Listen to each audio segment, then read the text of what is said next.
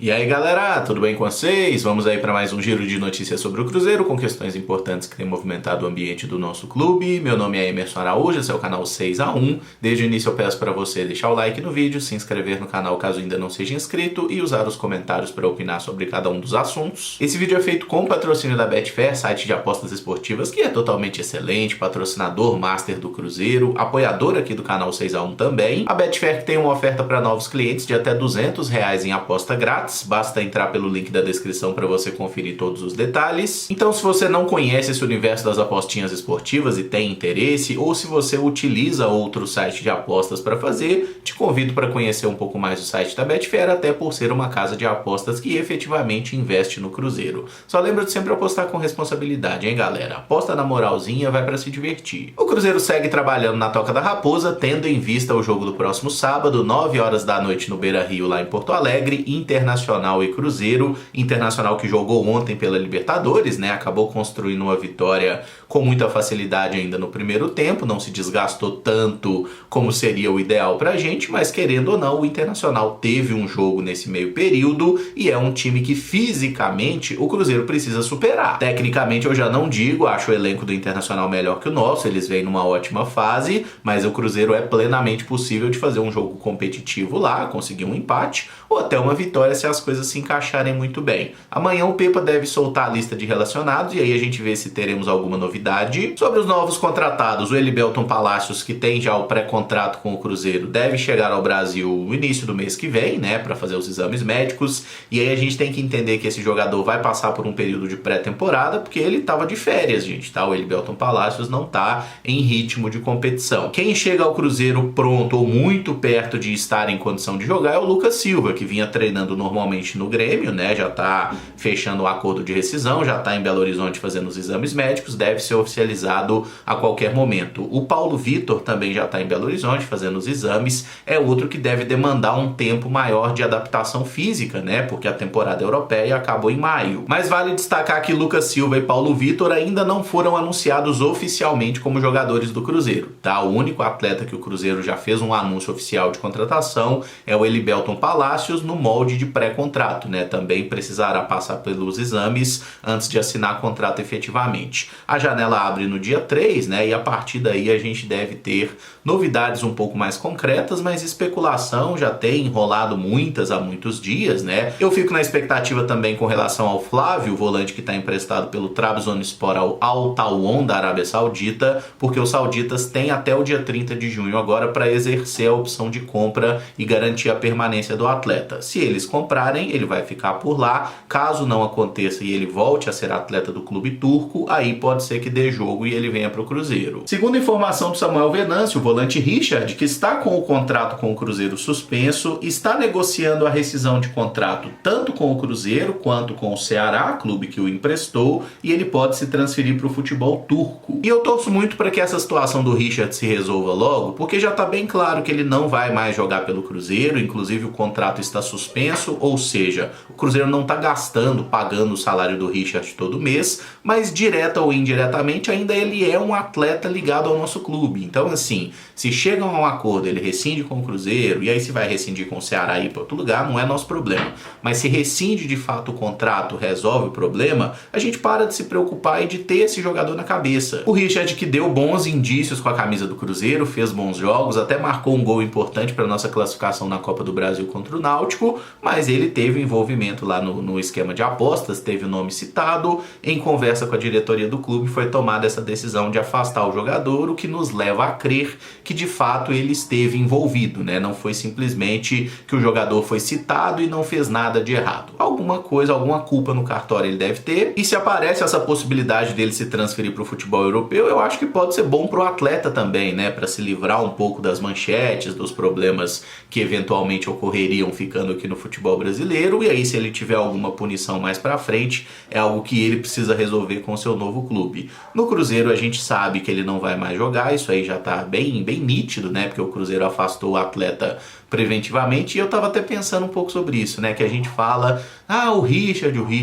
O Richard jogou literalmente meia dúzia de partidas pelo Cruzeiro, tá? Foram 6 jogos pelo Cruzeiro, ele estava jogando bem, é fato, mas desde que o Richard deixou de jogar pelo Cruzeiro, a última partida dele foi aquela vitória sobre o Santos, nós já jogamos 10 partidas. Tem muito mais Cruzeiro sem Richard do que com Richard. E o candidato de momento a se fixar na posição Richard é Matheus Jussa. Ele que tem algumas características parecidas, como a boa presença física, um jogo aéreo melhor e o fato de saber jogar como um terceiro zagueiro nos momentos que o treinador precisa. O cara que o Pepa mais deu chance ali como primeiro volante na vaga do Richard foi o Felipe Machado, que acabou não correspondendo tão bem, até fez uma partidaça contra o América, aquela goleada por 4-0, mas no geral o Felipe Machado ficou devendo nessa função e no último jogo até atuou ali como um segundo volante mais avançado, onde eu particularmente acho que ele pode produzir mais. O Neto Moura jogou, se eu não estou enganado, 2 vezes como primeiro volante, um jogo contra o Grêmio e a partida contra o Fortaleza, também não conseguiu convencer. E o Jussa, desde que chegou ao Cruzeiro, foi colocado ali como uma opção de elenco, uma das últimas alternativas de plantel, até porque ele não vinha de boa temporada no Fortaleza, a passagem pelo mundo árabe também não teve nada de muito especial, chegou ao Cruzeiro emprestado pelo Fortaleza, mas nos 2 últimos jogos que ele esteve disponível, o Jussa foi titular, tanto no clássico contra o Atlético Mineiro, quanto na vitória sobre o São Paulo. Nesse meio tempo ele ficou fora da partida contra o Bahia, porque estava suspenso pelo 3º cartão amarelo, e ficou fora do jogo contra o Fortaleza, porque não poderia enfrentar o clube que é dono dos seus direitos, né? Não podia enfrentar o clube que o emprestou. Então, assim, nesse momento, a gente pode dizer que o Matheus Jussa é titular do Cruzeiro. Ele não tem feito partidas espetaculares, mas tem feito jogos corretos. E nesse jogo de sábado especificamente entra também o elemento lei do ex, né? Porque o Matheus Jussa teve uma curta passagem pelo Inter em 2020, jogou apenas 5 partidas, mas teve uma passagem lá pelo Beira-Rio, então é um jogador que tem também alguma história com o outro lado. Quem sabe o Cruzeiro não faça aí um grande jogo, o Jussa se firmando como titular, porque a gente não precisa de jogador de nome, a gente precisa de jogador que cumpra a função necessária para o Cruzeiro obter os resultados, conquistar as vitórias, e quanto mais solução o Pepa conseguir achar dentro do elenco do Cruzeiro, melhor, né? Seja no plantel principal, seja na categoria de base. O Cruzeiro já fez mais de 20 contratações nessa temporada. Quantas de fato melhoraram o nível do time, né? Quantos jogadores realmente chegaram e você fala assim, grande contratação, esse cara tá jogando muita bola. Tem o William, tem o Marlon, ok, mas assim, a grande maioria dos jogadores que vieram aí, né, é questionável. Os zagueiros, mais ou menos, o pessoal do meio campo ali, ninguém se firma tanto. As principais contratações para o ataque, Wesley, Nicão e Gilberto, convivem com mais críticas do que elogios. E passando para as especulações, uma que a gente pode encerrar envolve o zagueiro Rodrigo Caio do Flamengo. Além do jogador não estar disposto a fazer um contrato de produtividade, ele mais uma vez foi para o departamento médico do rubro-negro, agora com uma inflamação num tendão da coxa. Eu não vou dizer que fico feliz pela lesão do Rodrigo Caio, porque é um cara que nunca me fez nada de mal na vida, eu não desejo nada de ruim para ele, mas acho que o timing dessa lesão vem bem a calhar para que o Cruzeiro não fique insistindo nesse jogador que tem problemas físicos recorrentes. Mais uma vez está no departamento médico e o Cruzeiro de fato fez uma procura, chegou a propor um contrato, o Flamengo estava disposto, né, parecia disposto a liberá-lo, porque o Sampaoli não conta com ele lá, mas ainda que o Rodrigo Caio seja tecnicamente um excelente jogador, atleta que não consegue jogar, ele nunca é bom. E nós tivemos aqui um exemplo na figura de Anderson Vital da Silva, vulgo Dedé, um jogador que tecnicamente era muito bom. O Cruzeiro ficou anos tendo extrema paciência com o atleta, cuidando dele no momento de dificuldade. Em 3 temporadas especificamente, o Dedé deu retorno técnico ao Cruzeiro, mas ele ficou mais tempo parado do que jogando. E na última temporada pelo clube, 2019, foi aquele desastre que a gente não precisa lembrar. Não é que o Dedé tenha jogado mal, né? Mas é que no momento que o Cruzeiro mais precisava, ele não estava à disposição, porque preferia estar aí dando saltos de palco e sarradas no ar. E sobre o Rodrigo Caio especificamente, ele tem contrato com o Flamengo até no final do ano e está plenamente no direito dele querer cumprir o contrato, seguir lá no Flamengo e receber toda a grana que ele tem a receber até o final do seu vínculo. Isso aí é fora de questionamento. Agora, no caso do Cruzeiro, a gente não precisa de quem não quer estar aqui. Olha pro William, nosso lateral direito, que tá fazendo uma belíssima temporada. É um cara que chegou ao Cruzeiro sob desconfiança, sim, precisou passar por um longo processo de recuperação física. Vocês lembram que ele faz a estreia num jogo contra o América e fica tipo um mês até fazer o segundo jogo pelo Cruzeiro? É porque ele estava precisando passar por uma readequação e tudo mais. Foi um processo complicado, mas que o jogador estava disposto a passar, aceitou o contrato de produtividade e está conseguindo dar um retorno técnico muito bom para o clube. O Lucas Silva, por exemplo, não tem esse histórico de lesões, mas também é um jogador que aceitou vir para o Cruzeiro dentro de um salário muito mais baixo do que ele recebia no Grêmio. O Cruzeiro precisa de quem quer jogar no Cruzeiro. Quem não quer estar aqui, quem vier achando que está fazendo favor, é melhor nem vir. E segundo o Thiago Fernandes, do portal Gol, o Cruzeiro tem interesse no atacante Rafael Elias, do Palmeiras, que antigamente era conhecido como Papagaio.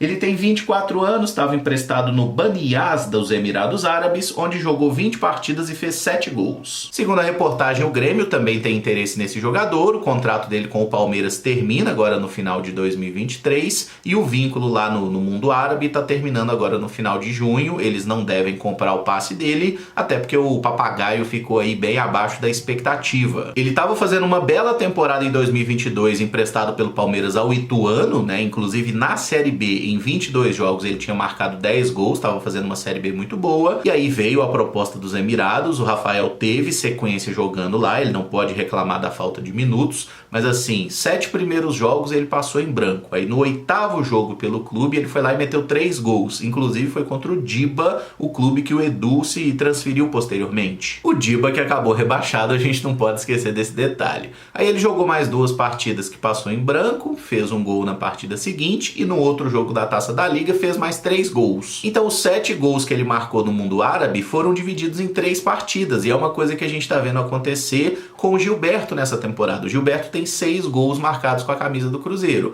mas foram 3 no jogo contra o Vila Nova, 2 no jogo contra o América e 1 contra o Red Bull Bragantino. A gente espera de um atacante que ele seja mais constante. E vale destacar que o último gol marcado pelo Papagaio foi em novembro do ano passado, tá? Desde então ele jogou 6 partidas como titular do time, só que em janeiro ele teve uma lesão, tá? E aí ele parou para essa lesão, voltou agora em maio, entrou no segundo tempo de 2 jogos e também não fez gol. E olhando para a carreira, né? Ele aparece como o Papagaio, grande destaque na base do Palmeiras lá em 2018. Ele fez mais de 30 gols pelo time sub-20 do Palmeiras e jogou 6 partidas pelo profissional, até fez um gol contra o Novo Horizontino. Início de 2019 ele vai para a seleção brasileira disputar o Sul-Americano sub-20 e é emprestado pelo Palmeiras ao Atlético Mineiro, joga 7 partidas, não faz gol. Segundo semestre ele é emprestado para o Goiás, que também estava na Série A, joga mais 3 ou 4 jogos e também não faz gol. E durante esse período no Goiás ele foi pego no exame antidoping, não foi uso de nenhuma substância, droga, não, foi hidroclorotiazida, que é inclusive um remédio bem comum, um remédio para pressão, só que ele é proibido aí pela agência antidoping, parece que é um remédio que pode mascarar o uso de outras substâncias. Enfim, é uma substância proibida, ele tomou um gancho aí de 14 meses, voltou a jogar em 2021 pelo Palmeiras, foram mais 11 partidas pelo clube e 1 gol marcado, depois teve um empréstimo ao Cuiabá, onde também não conseguiu fazer muita coisa, e aí 2022 que ele se achou lá no Ituano, estava fazendo muito gol. Então quando a gente olha para o histórico de carreira, o Rafael Elias teve algumas oportunidades, até em time melhor que o nosso, né, jogando no Palmeiras. É fato que ele não era titular, ele normalmente entrava no segundo tempo, mas ele teve algumas oportunidades e não conseguiu abraçar. Aparentemente o que existe até o momento é uma sondagem do Cruzeiro pelo jogador, não é uma proposta oficial e sinceramente não é um cara que eu traria, ainda que eu reconheça alguma qualidade. Eu não acho que o Papagaio seja um pereba. Não, eu acho que ele tem algumas virtudes, é um centroavante canhoto, bom na bola aérea,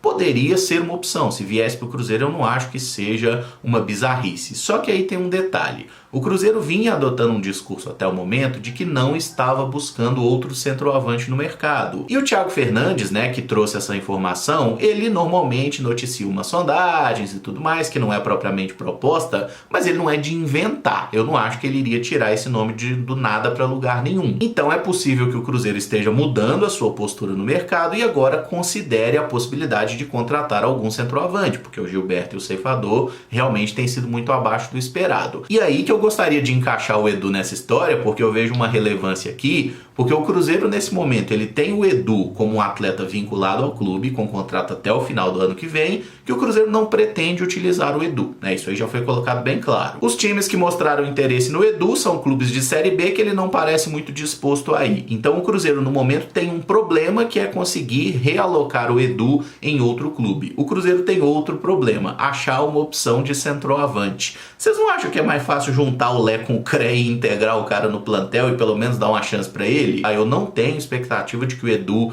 entre no time do Cruzeiro e consiga fazer, por exemplo, 10 gols até o final da temporada. Ano passado ele fez 22. Eu não tenho essa expectativa, mas acho que se o Cruzeiro busca outro atacante no mercado e precisa negociar o Edu, é mais fácil usar o Edu. Não é um jogador que tenha um salário alto, ao contrário do Papagaio, por exemplo, é um cara que nunca teve a oportunidade de jogar a Série A, coisa que o Rafael Elias já teve e não jogou bem. Então assim, se é para buscar jogadores do nível do Papagaio, integra o Edu, é muito mais inteligente. Ou então usa um dos atacantes da base. Eu vou morrer sem entender a política de contratação de boa parte dos clubes brasileiros que busca aquele jogador que ele te dá duas alegrias, né? Uma alegria quando chega, você contratou, e outra alegria quando vai embora. Não faz sentido. Se você não tem condição de trazer um cara que é melhor do que aqueles que você tem no plantel, não traz ninguém, carai. Para de gastar o dinheiro que você não tem. Isso vale para Papagaio, vale para Citadini ou qualquer outro jogador desse tipo, tá? Mas enfim, acho que deu para colocar bem a minha opinião.